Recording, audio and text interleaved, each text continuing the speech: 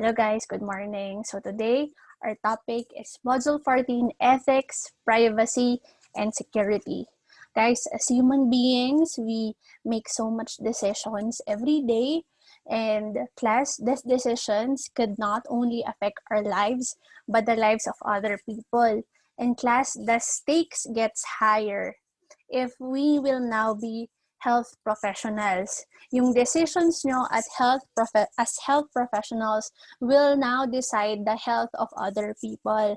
Your actions, what you choose will decide the well-being of another person. So class, every time na sa mga actions natin, we should always consider if what we're doing is ethical. Okay. So class, I like what Goodman and Miller said, that students and practitioners of the health sciences, including health informatics, share an important obligation to explore the moral underpinnings and ethical challenges related to the research and practice. Class, since you chose to be a health professional, a medical technologist, or even a doctor someday, class, those professions are encompassed, are grounded, are rooted in ethics, class. Ethics is the ability to choose what is right and what is wrong. So class, ang profession natin ay grounded sa ethics. Yan. So to protect the lives of other people, so we have general ethical principles that as our guide in our decision making. So class, so hindi lang pala sa buhay ng mga pasyente, sa pagde-decide ng diagnostic tool, sa interact sa kanila, but also class, sa type ng information system na pipiliin ng isang institution, kailangan i-analyze din kung is it ethically correct, yan, yung system. So, napaka-interesting ng topic natin today. So, what are the ethical issues that are involved in the study of information system sa mga systems na gagamitin natin sa hospitals or laboratories? Number one, syempre, confidentiality and privacy. Yan, so there should be no breach of information, that what should be private must remain private. Yan. So aside from that, kasi alam nyo na yun eh, we have other factors to consider. What about appropriate selection and use of informatics? So you have to take note kung yung informatics natin is beneficial or it's harmful or may mga breaches pala. Number 3, determination of who would use the tool. That should also be part. Are they well-trained? Are they qualified? Number 4, role of system evaluation.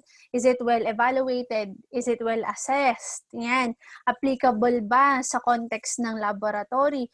Applicable sa US, pero hindi naman pala sa Pinas. Diba? Number 5, obligations of system developers, maintainers, and vendors. So, what are their obligations or responsibility once you bought the information system?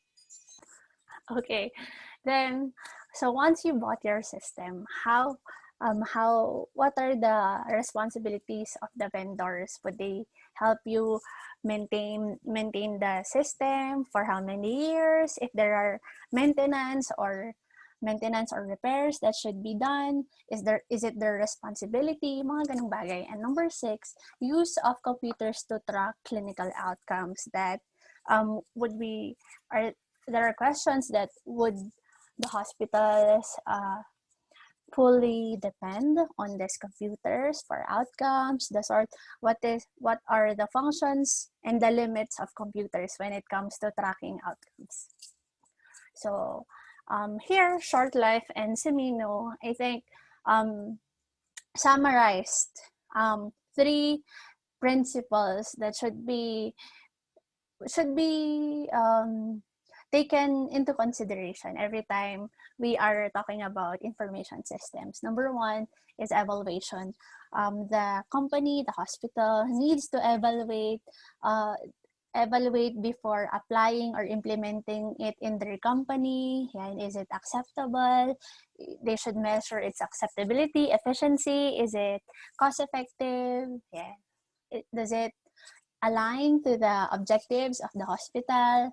Training. So, of course, hindi basta-basta i-implement. Of course, you have to train your organization. You have to train the workers who will use, the users of this information system. And we need qualified health professionals who will handle concerns, uses, licenses, and other concerns. Yan. So there must be a qualified and trained personnel that will handle different concerns. Ang raming requirements ng information system.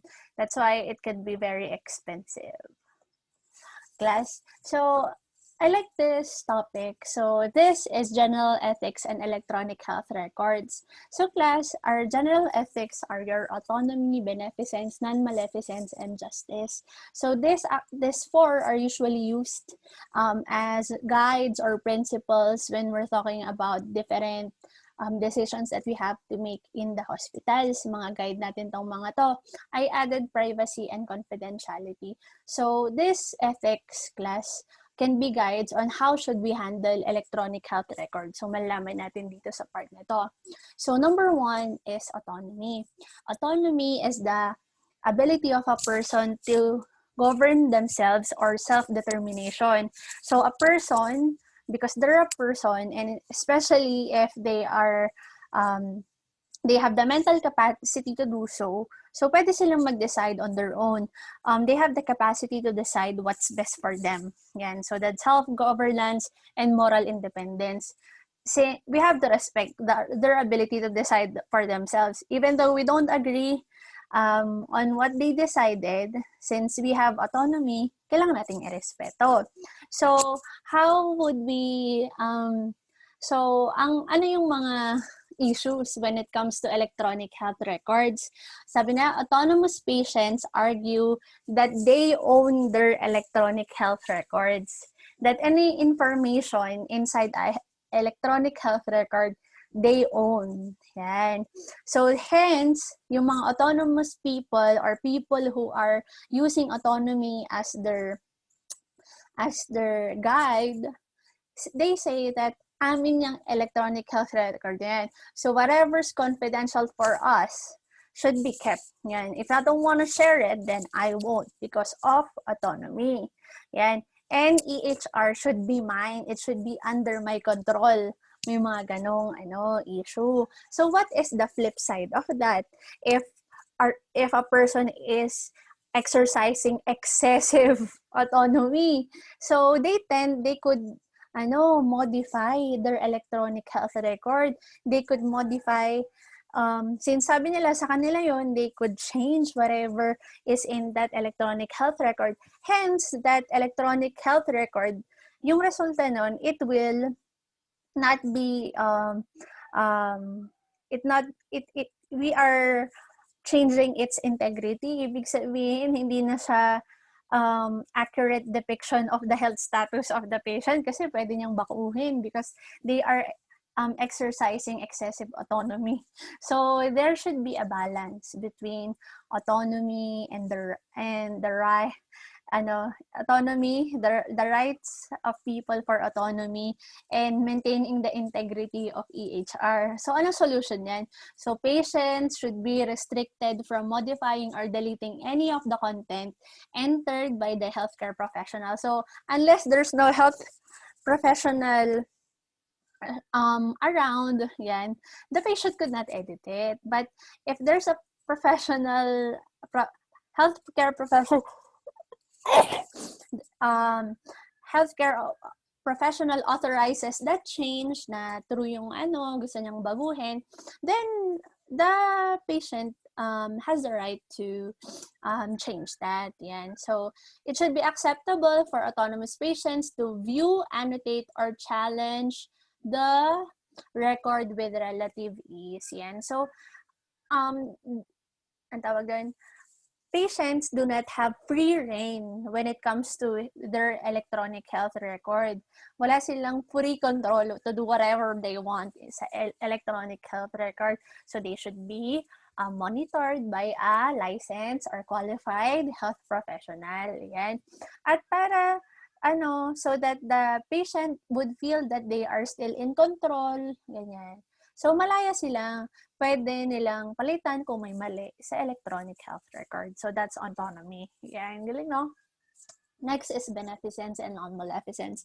When we talk about beneficence class, so we are advancing, we are promoting the well-being of a person. Yan. So as much as possible, we do what's best for them. And nonmaleficence is we do no harm. As much as possible, if there are harm that are inflicted, yan, mas beneficial yung activity more than harmful. Yan, doing no harm. So class, how is beneficence applied in your electronic health record? So your electronic health record could be beneficial when it is used for research because it could promote the growth of society. However, yun nga, di ba, because of confidentiality, privacy, na may mga, there are things that are stopping data exchange. Yan. Pero, class, kung nagamit naman talaga ng maayos sa research, that it will be beneficial, not only for the patient, but to the society. Next is EHR will give a comprehensive view of the patient status to provide the best possible treatment. So, class, having electronic health records, having actually clinical data repositories is very important. It's actually beneficial. Yan. It does more good than harm. Yan. Alam ko may mga security breaches and the like, pero mas marami talagang benefit ang electronic health record or mga health information systems. Tama? Do you agree? Or mas maraming disadvantage? Ano sabi nyo? Next, non-maleficence is doing no harm. So as much as possible, when we want to prevent harm when it comes to our patients, especially when handling their private information. However, some EHR may be prone to system failures, outages, just like in your module class, isn't it, that it's so prone to outages and system failures, especially if there's no internet or slow internet or no current, yan. And it is prone to security breach. So, class, as a solution, so there should be safeguards that are in place to protect this, to prevent this from happening. So, class, this could happen, but these things could be preventable. Tama? Okay. And 3 is justice. So justice means fairness. So when we talk about justice, we are talking about common good. Yan. So as much as possible, in an activity, there should be more people who will benefit from an action. So society's duty to provide its member with access to an adequate level of healthcare that fulfill basic needs. That as much as possible, if we're going to purchase an information system, that it will be part of their essential and basic health needs. Yeah. As much as possible that it would be available for all. So that's the goal of justice. So here, how would we apply this in the context of EHR? So EHR are most beneficial when they are user-friendly, fully integrated, easily searchable, built with well-designed hardware and software. Especially class if it's also cost-effective, affordable, by user-friendly. So EHR could really benefit the society if it's really affordable and of quality. Yan. However, class, purchasing information system may exacerbate digital divide. Yan. So class, not all places have reliable internet. Not all people have computers. Yan. Even though we're in the 21st century. So there's still technology gap wherein people under low socioeconomic levels, indigent individual, gets left behind. So sabi niya, so actually EHR can be beneficial when it comes to justice if it benefits so much people. However, the flip side of justice is digital divide. The digital divide is the gulf between those who have ready access to computers and the internet and those who do not.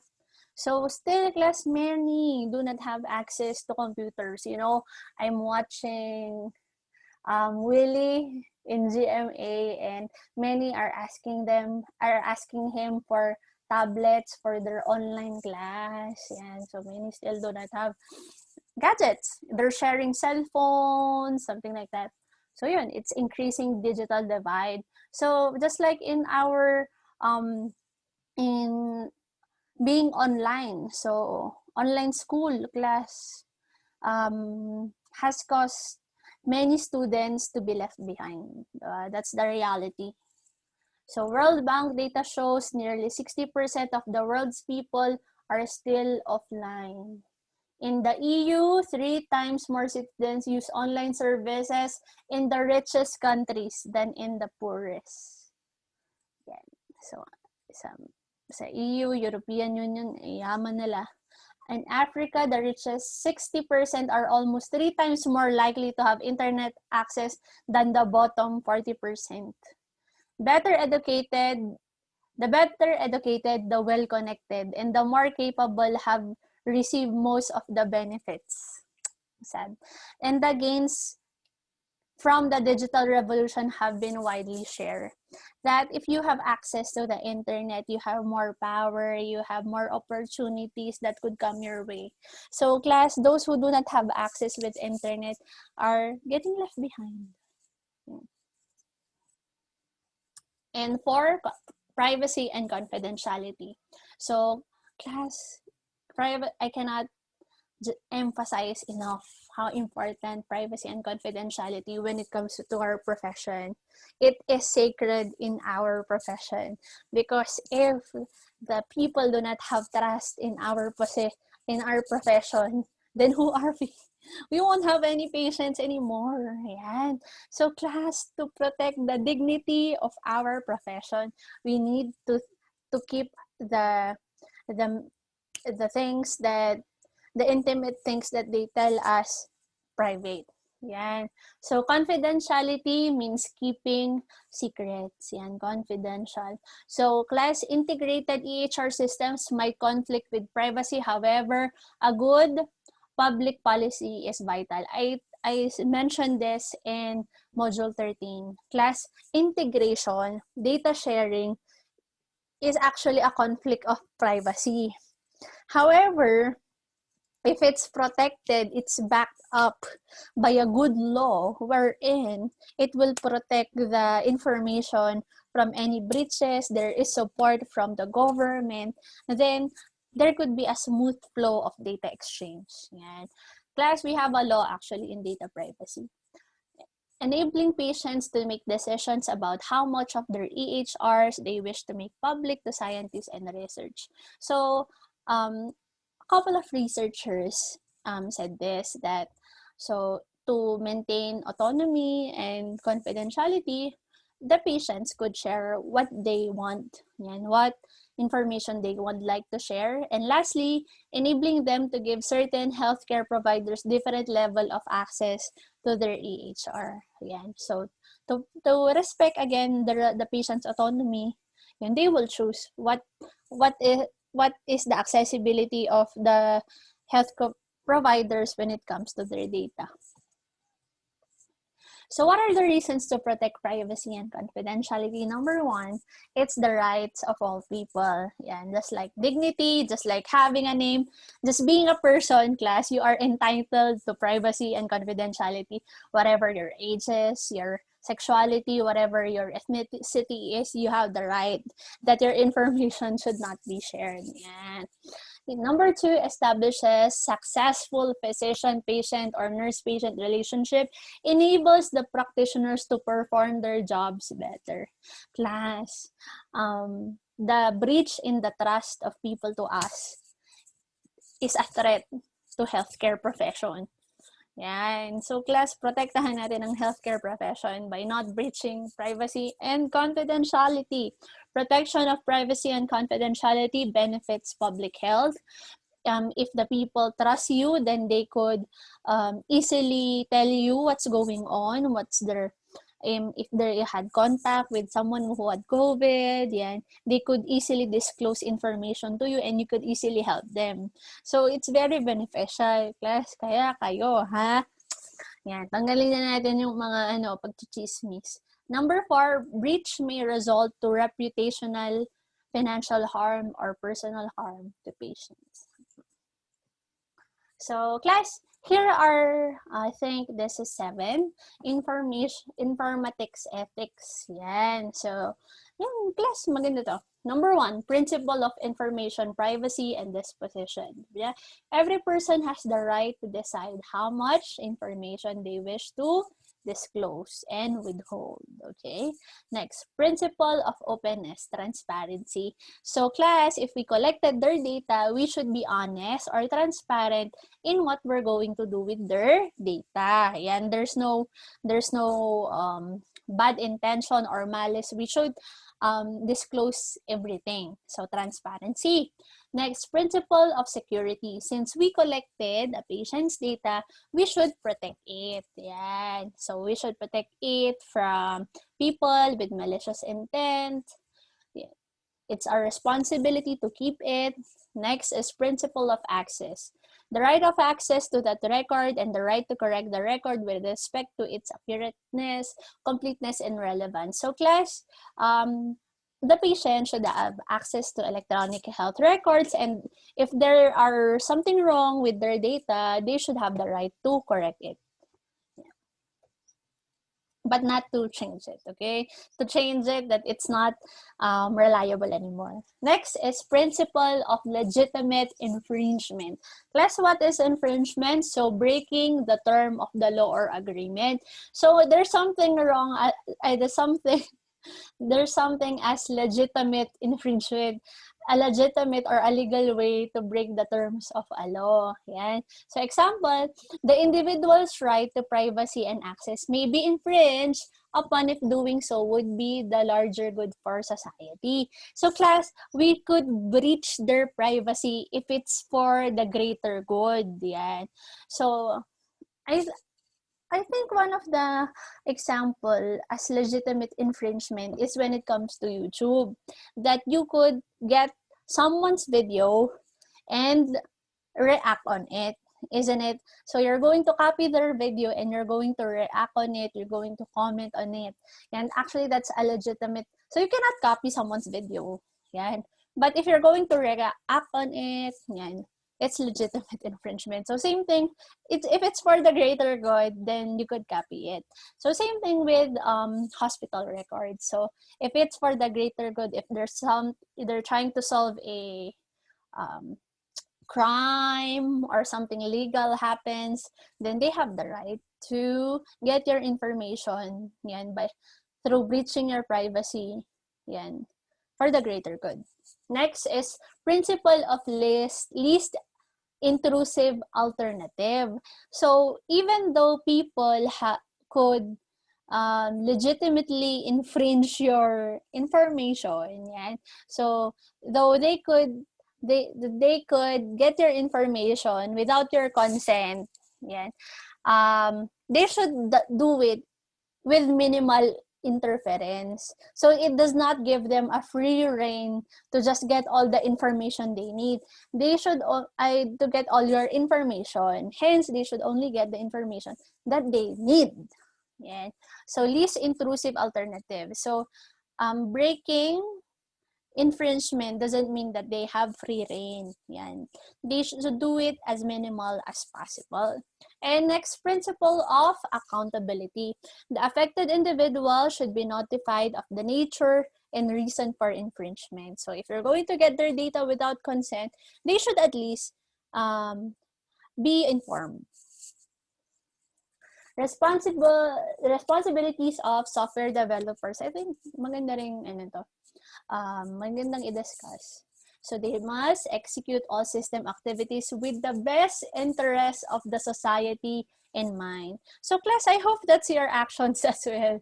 That every time that you're going to do something, it's not only for personal gain, but the best interest of the society in mind.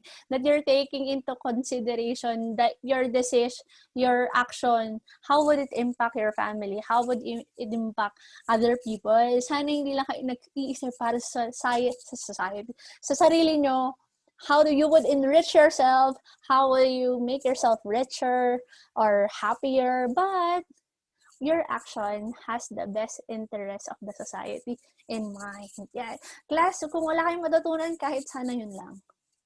Next, disclose any threats or known defects in the software. So if there are bugs, they should inform the users. Ensure that completed activities serve the best interests of the institution and its employees. Okay. Next, should be straightforward about their personal limitations and qualifications, and build products that meet professional standards. Yan, based on international standards, yan, through testing and detailing unresolved issues. Yan.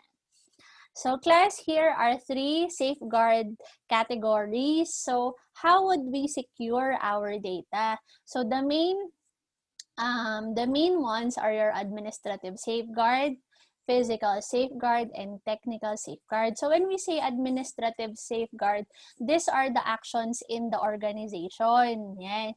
So the processes, security management process, assign security responsibility, information access management, how much information a person could access, security awareness training, so promoting training, promoting evaluation, ensuring contracts. So class, these are administrative. Anything that happens inside the organization, the different actions. Next are physical safeguards. So these are infrastructures, technologies, yan, physical, something that you could see. Yan. So facility access control. So having locks, having cameras, workstation use. So workstation, how you arrange it. Yan. Baka naman class nakatiwangwang, kitang-kita ng lahat ng dumadaan yung workstation nyo. Workstation security, device and media controls. I'll give you example later. We have access technical safeguards. So technical, I think, are in the software or in the program. So access and audit control, transmission security, integrity. Let's see here in example. So for technical safeguards, access control, assigning unique user ID, logins, audit control, tracking the use of systems. So this is about the system per se. Integrity, ensure that the PHI has not been improperly modified or deleted. Person or entity authentication, so there should be passwords and an authentication before accessing the software. Transmission security, so it should be encrypted before transmission. Yeah.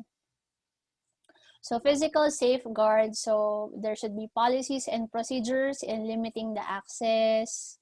Establish policies and procedures in governing how staff may use the workstation. So should all staff use the workstation, or who are in charge of the workstation?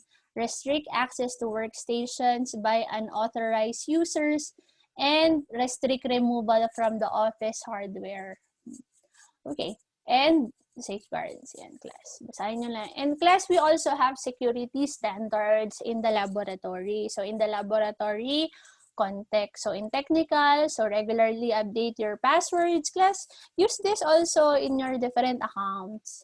Authorization, requiring different authorization, the capacity of the unit to automatically log off if there is inactivity.